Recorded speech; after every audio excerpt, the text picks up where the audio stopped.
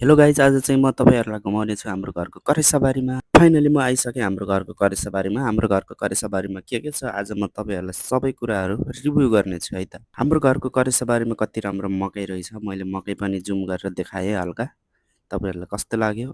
Flower कति राम्रो रहेछ, मैले फ्लावरलाई पनि सरर देखाएँ।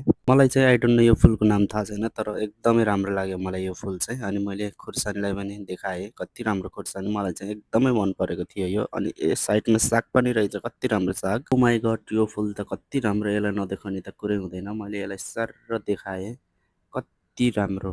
मैले 0.1 मा पनि देखाएँ यसलाई।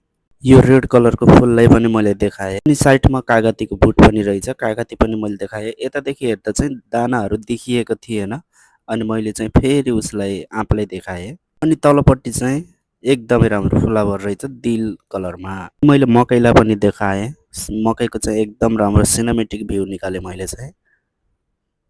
अनि मलाई तलपट्टि खुर्सानी देखेँ, अनि खुर्सानीलाई पनि मैले सरर देखाएँ, कति राम्रो। मैले चाहिँ उतादेखि देखेको थिएन कागतीका दाना, अनि यतादेखि चाहिँ फाइनली मैले कागतीको दानाहरू पनि देखाएँ, कति राम्रो। मलाई चाहिँ हेर्दा खामखाम जस्तो लागिरहेको थियो। मलाई भिडियो बनाउँदा एकदमै टाउको दुखिरहेको थियो। मैले सत्यजीवनको पातलाई हातमा लिएर टाउकोमा दलेँ, अनि म त्यतिखेर हल्का बिरामी पनि थिएँ है। काँडे धनियाँलाई नि मैले देखाएँ, मलाई चाहिँ काँडे धनियाँ एकदमै मनपर्छ। पुदिना पनि रहेछ, मैले पुदिनालाई पनि देखाएँ। फाइनली मेरो मिनी भ्लग कस्तो लाग्यो, हामी भेटौँ चाहिँ अर्को नेक्स्ट भिडियोमा कमेन्ट गर्नु है त।